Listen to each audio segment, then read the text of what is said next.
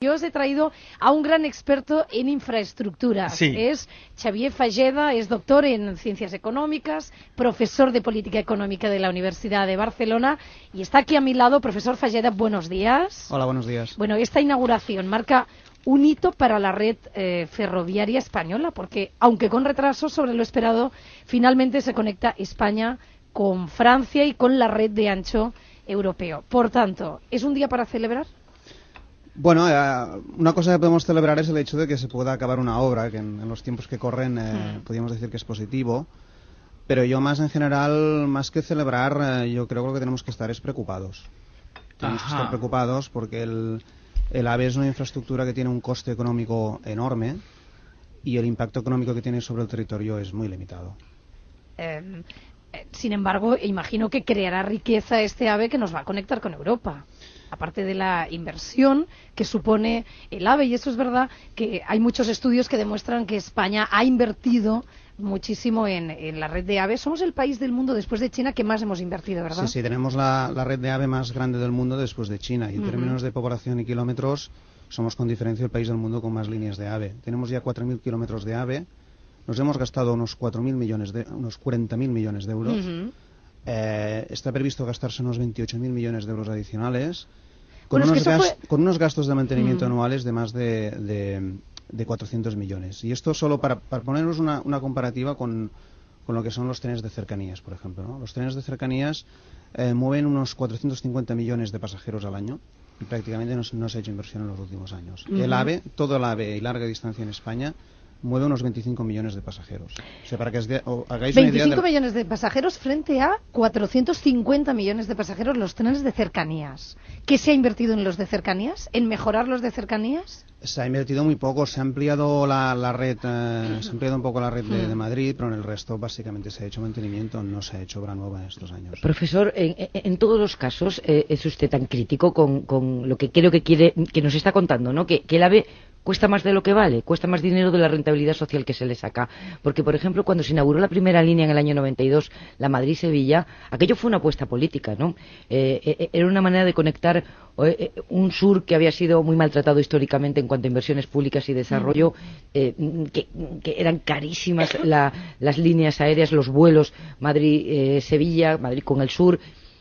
Y era una apuesta política, ¿no? El Madrid-Sevilla en aquel momento, cuando además estábamos a punto de iniciar una crisis económica, pero hasta ese momento estábamos en el camino de ida, se vivió como una gran inversión social. Tampoco aquella línea fue así.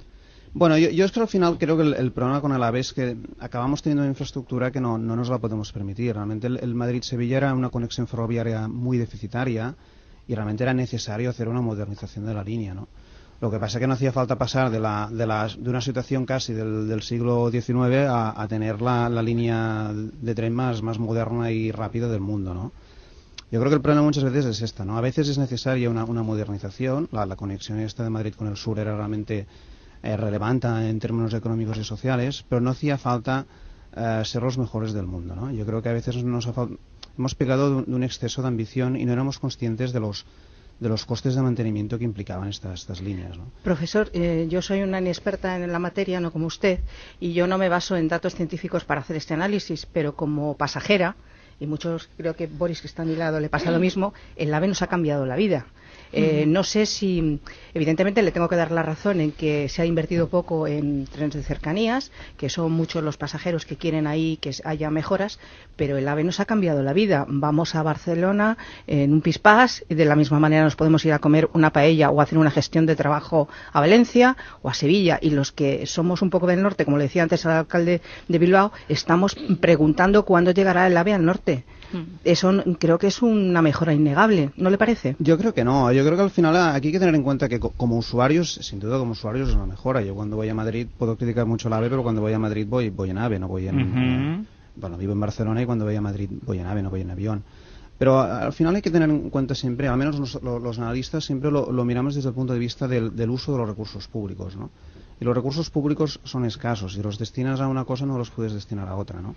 Y la cantidad de dinero que se ha invertido en AVE se podría haber destinado a otras cosas. Y ya no digo necesariamente en ferrocarril o en transporte, se podría haber destinado a otra actividad, porque realmente la la rentabilidad social realmente es mínima. Pensar que muchas veces el precio del billete del AVE ni tan solo cubre el coste de explotación de la línea del tren. Pero no hay lo que son las vías. Claro, yo entiendo que te ha cambiado la vida, pero pero lo que decía el profesor es que ha beneficiado y ha cambiado la vida a muy pocas personas, ¿no?, frente a la cantidad de viajeros que utilizan, por ejemplo, los trenes de cercanías. Y pensar otro elemento que también es importante. El AVE es una infraestructura que tiende a consolidar las disparidades regionales, que esto es un tema que también es relevante. O sea, siempre tiende a beneficiar a la ciudad grande en relación a la pequeña. Si tú haces el AVE Madrid, conectes Madrid con Toledo, beneficias más a Madrid que no a Toledo. Si tú haces el Madrid-Lleida o el Barcelona-Lleida, beneficias más a Barcelona y Madrid que no a Lleida. O sea, siempre tener en cuenta que hay una tendencia a la consolidación de la actividad, a la concentración de pero la actividad. Pero ha habido gente, profesor, que gracias a ese AVE a lo mejor no podía vivir en Madrid porque no tenía posibilidades de comprarse una casa aquí y se ha ido a vivir a Guadalajara, a Toledo, a Ciudad Real. Claro, pero son números pequeños. O sea, en términos de escala, la cantidad de persona implicada en estas mejoras es muy limitada. Pero entonces, ¿habría que haber renunciado al AVE como concepto o a la generalización del AVE? Yo creo que deberíamos haber renunciado al AVE como concepto, porque después hay otro tema, hay otro problema, que es la difícil compatibilidad con las mercancías. Cuando se habla del ancho de vía internacional y la conexión con Francia, donde realmente es relevante este tema es cuando hablamos de mercancías, porque pasajeros, el Madrid-París o el Barcelona-París nunca va a ser competitivo en relación al avión. El avión siempre va a ofrecer una mejor combinación de precio y tiempo de viaje. Por tanto, la conexión con Francia, el aislamiento ferroviario de España con Francia, tiene particularmente importancia cuando hacemos referencia a las mercancías. Pero no es más sostenible el AVE que el avión. El AVE tiene ventajas en lo que es el servicio de transporte. Sí que tiene menos consumo de CO2 que el avión o que el coche. Esto es cierto. Pero no tiene menos emisiones de CO2 que el tren convencional. Y muchas veces lo que hay es un desplazamiento de tren convencional a AVE. Y en este sentido el tren convencional es mucho menos contaminante. Por otro lado, las emisiones de CO2 en la construcción son espectaculares. O sea, para que realmente la ventaja en términos de servicio que genera el AVE, tienen que pasar muchos años para compensar todo el coste ambiental que genera la construcción. Profesor, hay mensajes de los oyentes a través de Twitter, a través de las redes sociales. Javier Carrera estaba leyéndolos, algunos de ellos, Javier. Sí, algunos de ellos, como el de Sergio, que nos dice que siempre hablamos de inversión en I+D y se pregunta lo que se está exportando en tecnología española al exterior, y nos apunta además que toda la inversión en infraestructura y control de tráfico se ha quedado en empresas españolas. Bueno, esto lo puedes entender como un aspecto positivo de la AVE, y esto no te lo niego, ¿no? Proyectos de AVE que se están haciendo en el resto del mundo pues están beneficiando a algunas empresas españolas. El AVE a la América, pero ¿no? Claro. Yo creo que es un impacto económico muy limitado y que afecta a unas pocas empresas. Pero si nos comparamos con Francia y con Alemania, por ejemplo, los números, ¿qué nos dicen comparados con dos países tan cercanos, Francia y Alemania? Bueno, Francia en estos momentos ya casi duplicamos la red que hay en Francia y casi triplicamos la red que hay en Alemania. En relación a Francia con España hay una diferencia importante, ¿no? Que todas las líneas... Francia es un país de mucha densidad de población y con un gran núcleo de población que es París, que tiene 10 millones de pasajeros, ¿no? Todas las líneas de AVE que se han hecho tienen un volumen de tráfico que es 3, 4, 5 veces más grande que las líneas que se han hecho en España, ¿no? Si tú juegas, por ejemplo, la Madrid-Barcelona o la Madrid-Sevilla, que son las que tienen más tráfico, pues no tienen ni la mitad que las grandes líneas de AVE de Francia, ¿no? En Alemania la gran diferencia con Alemania es que lo han hecho compatible con tren de mercancías y tiende a conectar a los centros industriales y los puertos, ¿no? O sea, se ha dado mucha mayor prioridad a lo que es la exportación y la actividad industrial, que en estos momentos, si nosotros queremos salir de la crisis, tenemos que apoyar la actividad exportadora, y el AVE no ayuda en este sentido, Profesor, me imagino que está percibiendo, en fin, la resistencia de estos 3 periodistas que estamos aquí a comprar el argumento de que no es rentable el AVE. Me imagino que esto se lo encontrará con mucha frecuencia cuando saca la calculadora, los números y empieza a contar esto que está contando, que es tan razonable. El AVE debe servir también para el transporte de mercancías y queremos que la actividad exportadora sea efectivamente el tren que tire de nuestra economía. ¿En qué momento nos autoengañamos los españoles? ¿En qué momento el gobierno toma decisiones equivocadas? Bueno, ¿Quién las toma? El momento clave en la generalización del AVE fue a finales de los años 90, cuando como línea programática del gobierno de Aznar se puso como gran prioridad de la política de infraestructuras conectar todas las capitales de provincia a menos de 4 horas de Madrid, ¿no? A partir de ahí se ha generado un efecto de invitación, ¿no? Entonces ahora todas las capitales de provincia tienen que tener su estación de AVE, ¿no? Y claro, esto hace que al final no tengas en cuenta ni el coste de construcción, ni los niveles de tráfico que va a haber, ni la rentabilidad social, etcétera, etcétera, ¿no? Ahora, bueno, se ha puesto, digamos, como bandera de la política de infraestructuras en España que todo el mundo tenga líneas de AVE, ¿no? Mira, pensar el año pasado, es que con la que está cayendo, pensar que el año pasado hubo unos 6.000 millones de euros para invertir en obra de infraestructura para toda España, y de estos 6.000 millones, más de 4.000 fueron destinados a líneas de AVE. Claro, en los tiempos que corren, gastar todos los recursos económicos que tienes para inversión en líneas de AVE... En llegar 15 minutos antes a una ciudad. Sí, ¿no? Sí, yo creo que eso es preocupante. Profesor, usted decía que la línea Madrid-Barcelona, Madrid-Sevilla eran quizá las más rentables. ¿Cuáles serían las menos de España? ¿Cuál es la línea más deficitaria? Bueno, de hecho hubo una que la tuvieron que cerrar, que es la de la conexión con Albacete, la tuvieron que cerrar, por ejemplo, ¿no? Hay la de Madrid-Valladolid, que tampoco es demasiado rentable. Básicamente las únicas líneas que permiten cubrir costes de explotación, y ya no hablo de lo que es el coste de la infraestructura, ¿no? Son el Madrid-Barcelona, el Madrid-Sevilla y el Madrid-Alicante, pasando por Valencia, ¿no? Y estamos a tiempo de una reconversión de que estas líneas que ya tenemos sirvan, además de para pasajeros, igual es un disparate lo que digo, también para mercancías. ¿Estamos a tiempo de reconvertir de alguna manera esta inversión para que también sirva a la industria? Es difícil, porque el problema es que las pendientes con las que haces la línea, si tiene una pendiente unos milímetros más elevados de lo que exigen las mercancías, entonces el coste de explotación para las mercancías es muy elevado.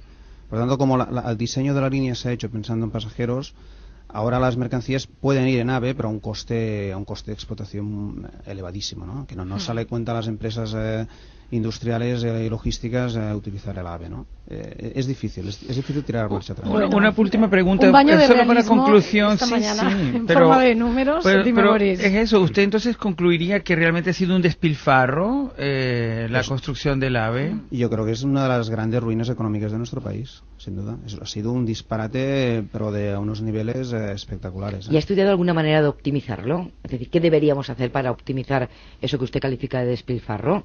No sé, no se me ocurre qué, pero bajar precios, en fin, no sé. A ver, yo creo que ahora lo que tenemos que hacer es parar lo que se está haciendo, o sea, pararlo, y ahí sin pensar en cuestiones de disputas territoriales o... Por ejemplo, el AVE Galicia. ¿Lo pararía? Yo creo que hay que pararlo. ¿Y el País Vasco? ¿Y al País Vasco también? Al País Vasco también. Y lo que tenga que hacerse aquí, y quiero decir, en todas partes, en Cataluña, en cualquier otra región, ¿eh? O sea, no ahora dentro de cuestión... Es una cuestión, digamos... general y absoluta. ¿Pero lo ¿no? dice por AVE, motivos de la crisis o por esta teoría que usted mantiene de que el AVE es porque la rentabilidad, despilfarro? os digo, es un despilfarro. Tanto la inversión como después los gastos de mantenimiento son brutales. O sea, estamos hablando de cientos de millones de euros al año que nos va a costar el mantenimiento de líneas de AVE, que en muchos casos van a haber unas decenas de pasajeros al día, ¿eh? O sea, es una cosa... Es un tren que lo empezamos a pensar cuando éramos un país rico y ahora es un tren de ricos en un país pobre. Sí. A Boris le ha chafado, profesor. El que se pasa la vida, ¿verdad, Gemma? Yo voy mucho en el AVE. Le ha chafado la vida. Sí. No, a ver, Todos, ¿verdad? viajamos en el Algunos AVE. usuarios vamos a aprovecharnos de esto, Sí, eso sí. sin duda, yo el primero, pero pensando, digamos, en el conjunto Sí. del país, en términos sociales, yo creo que hay que pensar un poco qué hacemos con los recursos públicos. Javier, un último mensaje. Venga, un par de mensajes a favor de las opiniones de nuestro invitado, como el de Andrés, que dice que este país repite y repite los mismos errores, lo mismo que con los aeropuertos, y otro oyente que nos dice que cuántos pueblos han quedado aislados por tren al poner la alta velocidad y quitar los media distancia. Este es un buen punto, esto es otro tema, la desarticulación del territorio. Al final, como acabas degradando las líneas convencionales, al final solo están conectadas las grandes ciudades, pero todas las pradas intermedias quedarán desconectadas. Diría, profesor, que es un medio de transporte del que se benefician básicamente las élites de un país y que por eso tiene buena prensa. Sí, sin duda. Las élites del país y las grandes ciudades, sin duda. ¿Y usted cree que lo podría absorber la empresa privada? En algunas, en principio ahora está en marcha un proceso de liberalización del sector y es muy posible que en el Madrid-Barcelona, en el Madrid-Sevilla y en el Madrid-Alicante sí que haya una privatización del servicio y entren empresas privadas a ofrecer el servicio. Ahí es viable. Xavier Falleda, profesor de Política Económica, experto en infraestructuras, muchísimas gracias.